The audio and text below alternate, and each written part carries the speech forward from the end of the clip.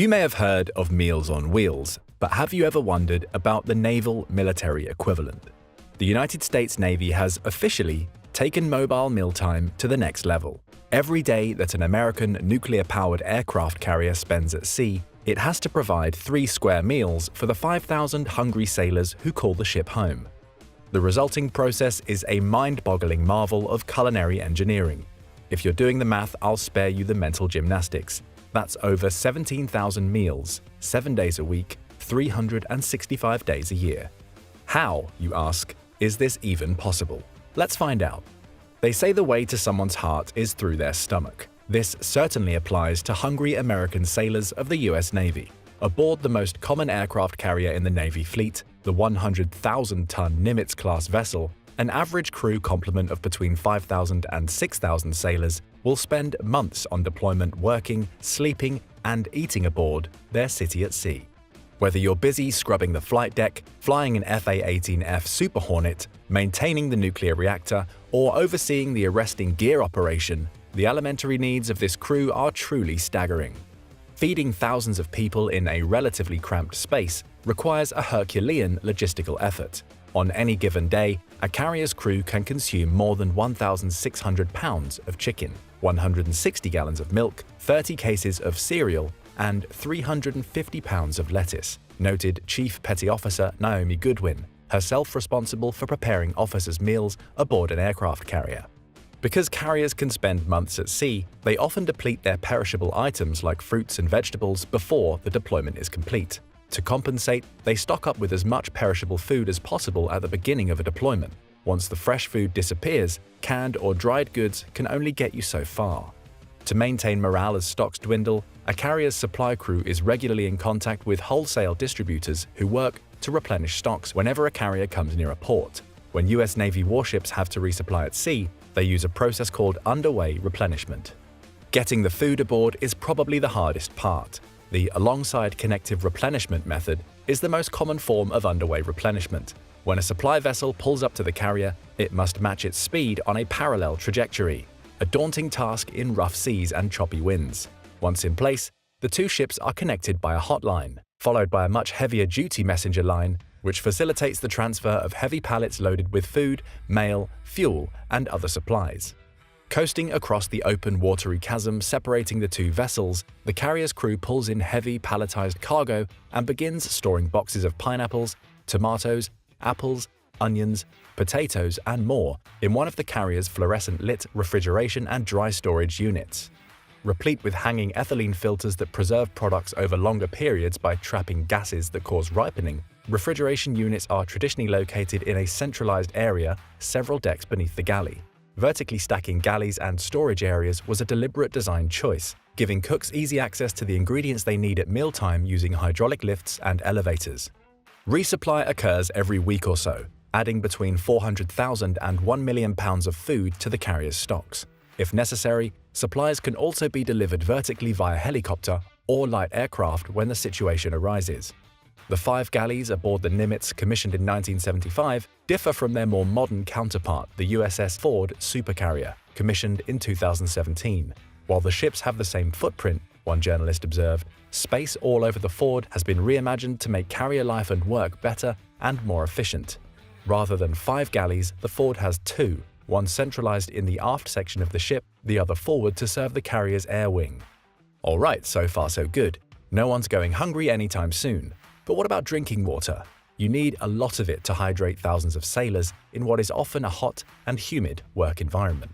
Luckily, modern aircraft carriers have world-class desalination facilities on board. These portable water plants work almost like a distillery. Water is superheated to steam, then condensed using cooled pipes. Minerals are added as the water is filtered for drinking and general use. All this is powered using the ship's nuclear reactor, which itself only has to be refueled every 25 years. Pretty amazing stuff. While we're on the topic of facilities, wondering what kind of monster kitchen you'd need to service all these sailors, here's the thing. It's not about size, it's about efficiency.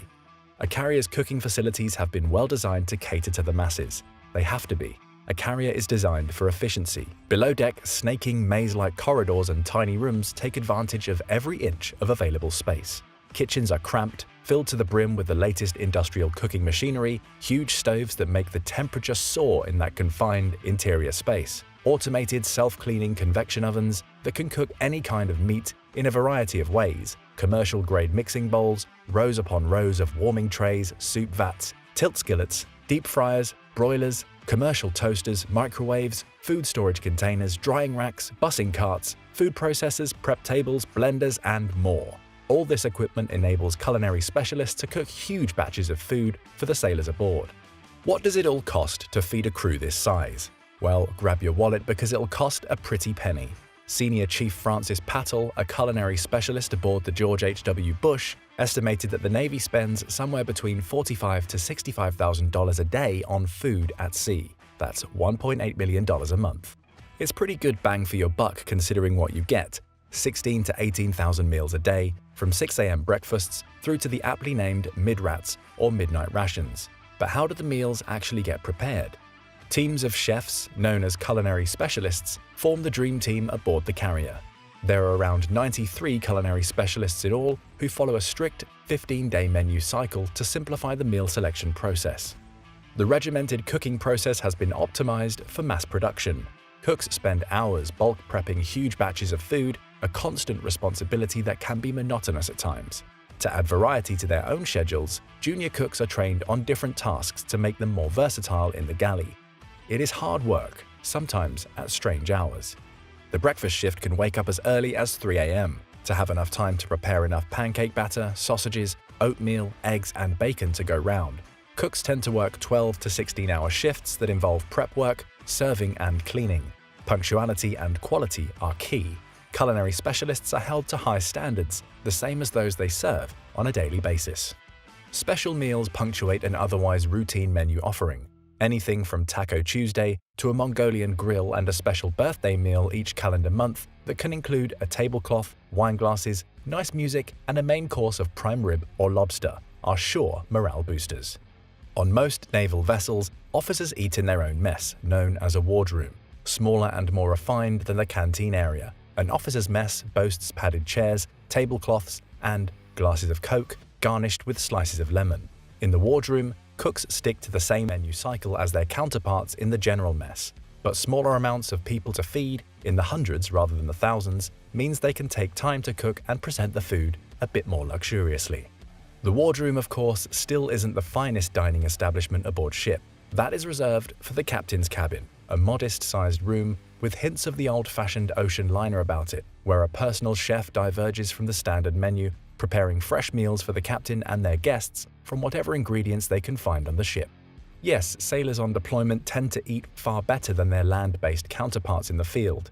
Nobody eats MREs at sea. Underway replenishment adds freshness to shipboard food, even if it is prepared on an industrial scale. One of the favorite meals at sea is chicken wings, but to serve it, culinary specialists must prepare 1,600 kilograms of chicken each time, a number that reinforces the logistical scale of this insane feeding operation. To bring in that home-cooked taste, bakers make use of massive 60-pound dough mixers to make their own bread, rolls, cookies, and other baked goods. Cooking meals from scratch, sometimes in the view of the serving area, communicates how much the Navy values its service members. Veterans often complain that naval chow served in decades past was subpar and inedible. Today, that's no longer the case. It may not be your mother's cooking, but daily meals are meticulously planned and served to be as calorically dense and nutrient-rich as possible. They have to be to fortify sailors working hard on their feet, day in, day out. A look into a daily shift for a culinary specialist reveals how much effort is required to cook for an entire carrier crew. At mealtime, broad, heated grills are prepared and manned by young cooks who have the raw food at hand. If, say, a cook is serving lamb, he arranges lamb chop after lamb chop in neat rows until the entire surface is covered with meat, 150 chops at least. By the time the last one is in place, it's time to return to the beginning and flip the meat over to cook on the other side. If the chefs are cooking roast beef, they will slice roughly 600 pounds of meat per meal.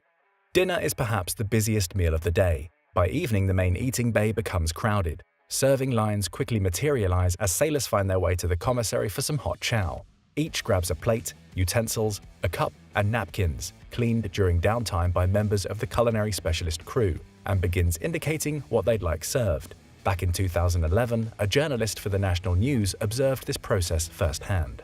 Mashed potato and steak with gravy is proving to be a popular choice, but there's also barbecue chicken, stir-fry, pasta, and chicken with tomato sauce on offer.